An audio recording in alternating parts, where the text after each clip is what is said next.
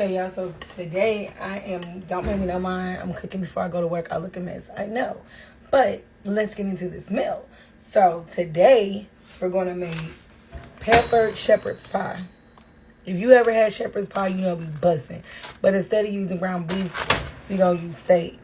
So when I get everything chopped up and in the pan, I'll be back. Stay tuned.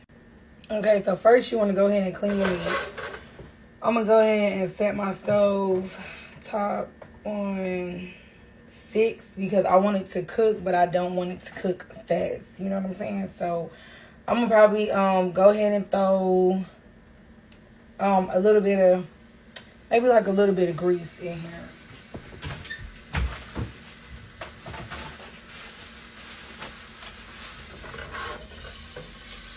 Just to coat the bottom because I don't want it to stick. You don't really need a lot because really steak will make its own juice just a little bit. So I'm going to go ahead and chop up I'm chopping up the meat now. I'm going to chop up the onions and the bell peppers and then I'll be back. Now, all I did was cut up 3 bell peppers, 2 red, 1 yellow, and then I chopped up some onions as well. And then I used adobo, onion powder, black pepper, and spicy herbs. That's it. I'm going to probably season my meat just a little bit. But right now, I'm locking the seasoning in as I cook this. So I really won't have to season my meat too much. And as of right now, I already have my steak chopped. So after I do this, like cook this down, I'm going to throw the meat in there, and then I'm going to let that cook down, and then after that, I'll show you how I prep the next step. Okay, so remember when I said this steak is going to make its own juice, so this is where we at right now. I'm going to probably let this cook for maybe 10 more minutes because you really don't want to overcook your steak, and then, mind you still have to bake it. So we're going to go ahead and set the oven.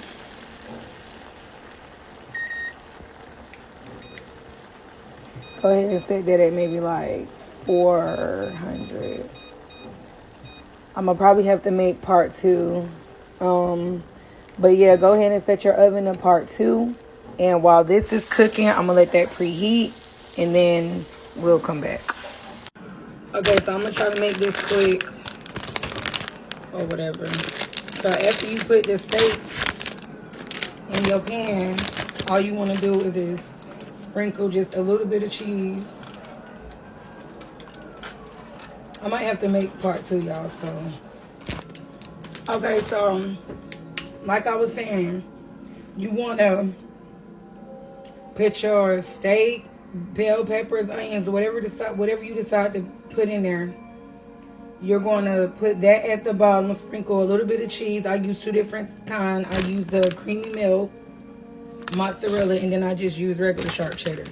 Sprinkle a little bit of that on the steak, and then I go in with my mashed potatoes. This is nothing but just regular mashed potatoes. I probably really won't even need all of this, so I'm gonna have to scoop some out. I probably overdid it, I don't know.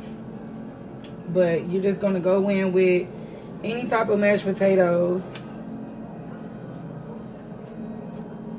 You just want to make sure you flatten it as much as possible just to make sure, you still have enough for your cheese. So I'm going to sprinkle a little bit of cheese on the top.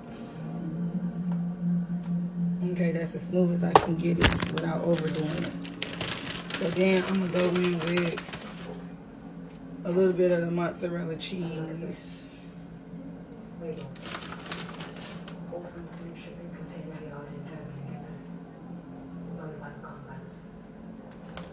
And then I'm going to go over it with regular sharp cheddar.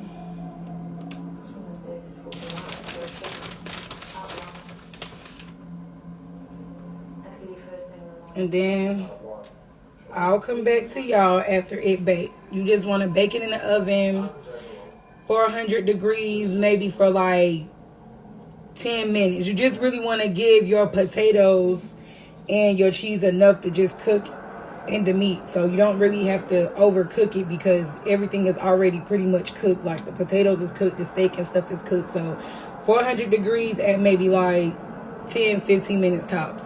We'll be back. Okay, so I let it cool off for a little bit just because I ain't really got nowhere to go for right now. But